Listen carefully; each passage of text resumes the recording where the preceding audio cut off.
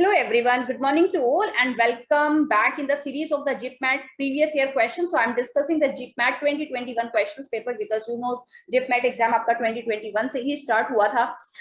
So in this video I will discuss the question number 11 to 15. I already discussed the question number 1 to 5 and then 6 to 10. So if you are new at this channel, so please check the playlist. IP में previous year questions आपको मिल जाएंगे and rule is simple है बच्चे. आप previous year questions तभी solve करते हो once you covered your syllabus या फिर once you covered your topic. तो अगर आपने वो topic cover नहीं किया है, मेरा suggestion यही है आपकी पहले आप अपना cover कीजिए वो topic को and then try to solve the previous year questions. This is the effective way to solve. Right. So rule simple होना चाहिए कि आप सबसे पहले यहाँ पे वीडियो को पॉज कीजिए, आप उस क्वेश्चन को अपने आप से सॉल्व करने का ट्राई करो and then check my method कि मैं कौन सा ट्रिकी अप्रोच यहाँ पे यूज कर रही हूँ एंड कैसे आप कम टाइम में अपने क्वेश्चन को सॉल्व कर सकते हो. And if you are new at this channel so please subscribe this channel so you get the notification icon को प्रेस कर लीजिए ताकि आपको टाइमली नोटिफिकेशन आता रहे जो भी मैं वीडियो वहाँ पे इंपॉर्टेंट वीडियोस आपके लिए अपलोड करती हूँ. Right. So let's start and this is the question number 11. तो क्वेश्चन नंबर 11 में आपको दिया है a dishonest dealer profess to sell his goods at cost price but he uses a false weight and thus gains this for a kg he uses a weight of. So this is the question of the profit and loss. तो ये आपका question profit and loss से है dishonest seller वाले concept से. पहले तो आप इसको थोड़ा सिंप्लीफाई कर लीजिए. 47 into 6 करोगे 282 plus 18 तो ये बन जाएगा आपके पास 300/47. राइट. परसेंटेज है, परसेंटेज को आप फ्रैक्शन में कन्वर्ट करते हो तो डिवाइडेड बाई 100 तो दिस विल कम एक्चुअली 3/47. और बच्चे आपके पास में जो डिसऑनेस्ट सेलर वाला जो कंसेप्ट होता है वो होता है आपके पास true weight minus false weight divided by हो जाएगा आपके पास में यहाँ पे फॉल्स वेट कितना है. तो ट्रू वेट कितना था 1000 माइनस एंड यहाँ पे आप कौन सी वैल्यू पुट करते हो जो आपके पास आंसर 3/47 आए.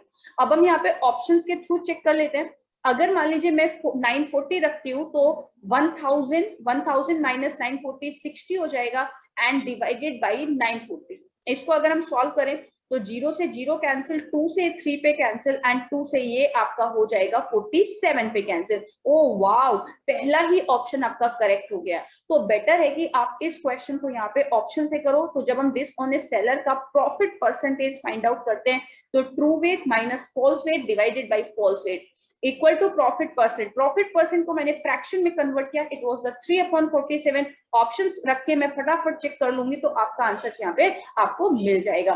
वैसे भी मैं 940 और 960 ही चेक करती क्योंकि 1000 माइनस 947 करोगे तो 53 आएगा. 53 आपका डिवाइड कैंसिल आउट नहीं होगा. ठीक है. 953 करती तो 47 आता और 47 आपके पास एक प्राइम नंबर था और न्यूमरेटर में मुझे 47 नहीं चाहिए था. तो ये दो ऑप्शन तो मेरे पास वैसे भी बनने के चांसेस नहीं थे.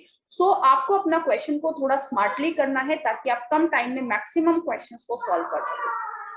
अब देखते हैं ये दूसरा क्वेश्चन 12 नंबर का क्वेश्चन है एंड ये क्वेश्चन आपका समहाउ पार्टनरशिप से बोल सकते हो. मैं तो इस क्वेश्चन को रेशियो प्रपोर्शन से बोलूंगी. रेशियो प्रपोर्शन में आपका यहाँ पे प्रॉपर्टी का डिवीजन हुआ है. Harish divide two sums of money among his four. So this is a simple straightforward question of the ratio.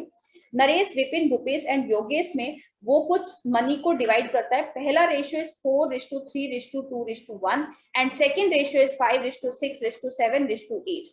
if the second sum is twice the first. तो बच्चे यहाँ पे अगर मुझे कोई वैल्यू अज्यूम करनी है तो आप यहाँ पे 100 मत अज्यूम करो क्योंकि आप पहले इनका समेशन चेक कर लीजिए.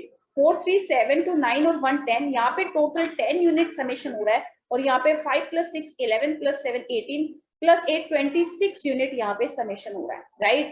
पहले वाला सम जो भी आप अज्यूम करोगे उसका सेकेंड वाला जो सम है वो उसका डबल है. तो अगर आप इसको 10 यूनिट का मल्टीपल, अगर मैं इसको 130 ले लेती हूँ तो इसको मैं आराम से 260 ले सकती हूँ क्योंकि ये 26 यूनिट था. तो मैंने इसको 130, this is the double of this, तो मैंने इसको 260 ले लिया.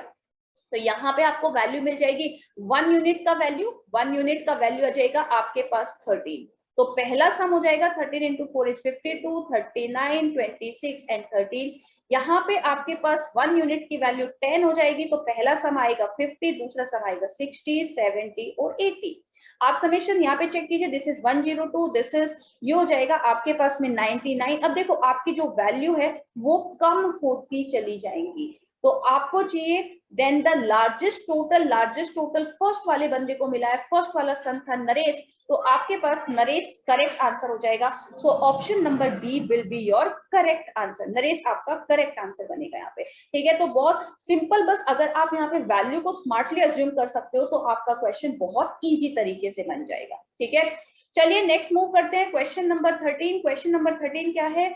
A is working and B is a sleeping partner in a business. A puts in 12,000 rupees and A ने इन्वेस्ट किया 12,000 और B ने इन्वेस्ट किया 20,000। टाइम सेम है क्योंकि टाइम का कोई डिस्कशन नहीं हुआ है, एंड हमारा जो प्रॉफिट का रेशियो होता है वो इन्वेस्टमेंट इनटू टाइम होता है। But if time is same then आपका प्रॉफिट का जो रेशियो होगा वो आपके इन्वेस्टमेंट के रेशियो में ही जाएगा। तो यहाँ पे उनके इन्वेस्टमेंट का रेशियो बनेगा 3:5। So the profit will be divided in the ratio of 3:5, लेकिन जो ए है उसको 10% ऑफ द प्रॉफिट मिल रहा है, बिकॉज क्योंकि वो वहां पे मैनेज कर रहा है बिजनेस को। ए इज द वर्किंग पार्टनर। तो यहाँ पे पहले 9600 का 10% दे दीजिए, तो बचेगा 960, आप यहाँ पे वैल्यू दे देंगे तो बाकी आपके पास बच जाएगा 8640। सो 960 रुपीज तो ए को बच्चे बिजनेस को मैनेज करने के लिए मिल गया। ठीक है, ए के पास में 960 रुपीज को बिजनेस मैनेज करने के लिए चला गया है। अब बचा 8640, आप इसको ए का सम अगर आप निकालोगे तो ए को मिलेगा 3 out of total 8 of 8640। Solve कर लीजिए, 8 1 8 8 64 0 एंड 0 3 8 24 3 1, तो 3240 एंड 960, बिकॉज आपको यहाँ पे ए का सम चाहिए। तो ये बनेगा आपके पास 4200। तो ए को टोटल कितना अमाउंट मिलने वाला है? ए को टोटल अमाउंट मिलेगा 4200 रुपीज। तो यहाँ पे बहुत सिंपल था, बिकॉज टाइम वॉज सेम, तो प्रॉफिट डिवाइड होगा उनके इन्वेस्टमेंट के रेशियो में। इन्वेस्टमेंट का ratio 3:5, but A being a working partner, he will receive 10% of the profit to manage the business. तो पहले 96 टोटल प्रॉफिट 9600, तो फर्स्ट 960 उसको बिजनेस मैनेज करने का दे दीजिए। Now remaining profit is 8640, it will divided in the ratio of 3:5, तो ए को मिल जाएगा यहाँ से 3240। So total amount A will receive 960 plus 3240 is 4200 rupees. Clear है सभी को? Question number 13। तो आप इस क्वेश्चन को देखिए, सिंपल क्वेश्चन, आपका पार्टनरशिप कंसेप्ट से क्वेश्चन। नेक्स्ट क्वेश्चन है आपके पास क्वेश्चन नंबर 14। यहाँ पे ये क्वेश्चन मुझे कुछ टाइम एंड वर्क से दिख रहा है, चलो तो रीड कर लेते हैं। आप क्वेश्चन को अपने आप इंटरप्रेट करने का एक बार ट्राई करो एंड देन मेरा मेथड चेक करो। A contractor undertakes to do a piece of work in 40 days. Okay, contractor को 40 days में काम को फिनिश कराना है। He engaged 100 men at the beginning and 100 more after 35 days and complete the work in stipulated time. मतलब वो time पे उसको फिनिश कर देता है। If he had not engaged the additional men, how many days behind schedule would it be finished? बच्चे वो क्या कर रहे हैं, 100 मैन को ही engage 100 man at the beginning and 100 more after the 35 days. मतलब 35 डेज तक 100 लोगों ने काम किया, 100 मोर मैन ऐड कर दिए, नाउ 200 मैन है उनके पास में, एंड रिमेनिंग डेज मतलब 5 डेज में उन्होंने काम को कंप्लीट कर दिया। तो मैन इनटू टाइम, तो टोटल जो यूनिट वर्क बना है वो है आपके पास 3500 और यहाँ पे है आपके पास 1000। दैट मीन्स टोटल कहीं ना कहीं आपके पास जो यूनिट वर्क बन रहा था वो 4500 था। बट स्टार्टिंग में तो उसको 40 डेज में ही कराने का प्लान कर रहे थे, लेकिन अगर वो 100 मैन से 40 डेज में मतलब 100 मैन से वो वर्क कराते तो आपका वर्क 45 डेज में कंप्लीट होता। दैट मीन्स एडिशनल आपको कितना टाइम लगता, एडिशनल आपको 5 डेज यहाँ पे इन्वेस्ट और हो जाते। तो सबसे पहले मैंने देखा कि एक्चुअली में वर्क पावर कितना है आपके पास, 100 मैन 35 डेज तक वर्क किया तो टोटल वर्क मिला आपको। ठीक है, बिकॉज एफिशिएंसी इनटू टाइम। फिर 100 more man, that means now after the 35 days 200 man are working, तो 200 into 5, तो टोटल वर्क है आपके पास 4500। If this work 4500 was working by the only 100 men, तो this work is completed in the 45 days। दैट मीन्स आपको यहाँ पे 5 डेज एक्स्ट्रा लगते। तो ये आपका टाइम एंड वर्क का MWF का कंसेप्ट है, MWH का। Now the question number question number 15, because हाँ, so this is the question number 15. Question number 15 में आपको क्या दिया हुआ है? Again this is the question from the time and work. तो आप टाइम एंड वर्क की प्रैक्टिस कीजिए, सफिशिएंट प्रैक्टिस करो, क्योंकि टाइम एंड वर्क से हर एक एग्जाम में आपका क्वेश्चन पूछा जाता है. 4 men and 6 women finish a job in 8 days, while 3 men and 7 women finish it in 10 days. In how many days will 10 women finish it in? बच्चे अगर आपने टाइम एंड वर्क का कंसेप्ट कवर किया तो आपने इस टाइप के questions जरूर किए होंगे कि आपके पास में 4 men, तो 4 नंबर ऑफ मैन है, मैन की एफिशिएंसी को m से डिनोट कर रही हूँ, 6 वुमेन की एफिशिएंसी को w से डिनोट कर रही हूँ, एंड ये हो गया टोटल आपके पास टाइम इनटू एफिशिएंसी इनटू आपके पास 8 डेज में, sorry number of workers into efficiency 8 days में फिनिश कर रहे हैं. The same work is being completed by the 3 men and 7 women in the 10 days. तो सबसे पहले आप ये इक्वल वाली इक्वेशन बनाएंगे and find out the ratio of the efficiency of m and w. मैं यहाँ पे m और w से मैन और वुमेन की एफिशिएंसी को डिनोट कर रही हूँ. आप इसको सॉल्व कीजिए थोड़ा, तो ये बन जाएगा 4 into 4 is 16m plus 24w equal to 15m plus 35w. mm एक तरफ करेंगे और ww एक तरफ करेंगे तो ये हो जाएगा m is equal to 11w. तो m और w की एफिशिएंसी का रेशियो कितना आ जाएगा? m अपॉन w बनेगा 11/1. तो m और w की एफिशिएंसी का रेशियो आएगा 11:1.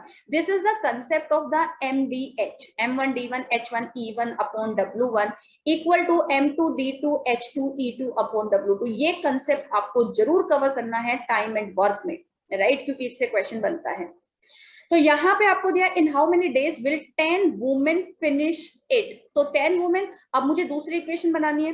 10 वुमेन का एफिशिएंसी कितने टाइम में उसको कंप्लीट कर लेगी? You can equate this equation इधर दिस और दिस. आप किसी भी एक इक्वेशन से इसको इक्वेट कर लीजिए, क्योंकि दोनों ही केस में आपका वर्क सेम है. W के प्लेस पे W की एफिशिएंसी, मैन के प्लेस पे मैन की एफिशिएंसी. तो यहाँ पे हो जाएगा 4 into 11, डायरेक्ट लिख लो चाहे. 4 into 11 is 44 एंड प्लस ये हो जाएगा 6 into 8. 44 plus 6 is 50 into 8. आप इसे 10 से डिवाइड करेंगे तो 5. तो डी का वैल्यू कितना आ जाएगा? बाकी तो फिर आपकी सॉल्विंग है, आप इसको कैसे सॉल्व करते हो. सो option number D will be your correct answer. अच्छा, डी मतलब यहाँ पे डेज और यहाँ पे डी ऑप्शन है, ठीक है, कभी कंफ्यूज हो जाए. सो 40 डेज में 10 वुमेन इस वर्क को फिनिश कर सकती हैं. तो ये बहुत स्ट्रेट फॉरवर्ड सा कंसेप्ट होता है. इतने मैन इतने दिन, इतने मैन इतने दिन. आपको इक्वेट करने, first find out the ratio of their efficiency and then आप उसे किसी भी एक इक्वेशन के थ्रू इक्वेट करा सकते हो, बिकॉज वहां पे वर्क आपका सेम है. So this was the question number 11 to 15. आप in the next video I will discuss the question number 16 to 20. ठीक है, so stay tuned for the next video and thank you so much. And if you like the video, तो press the like button. अच्छा लगता है मुझे, ठीक है. So thank you so much guys. Bye bye. Take care.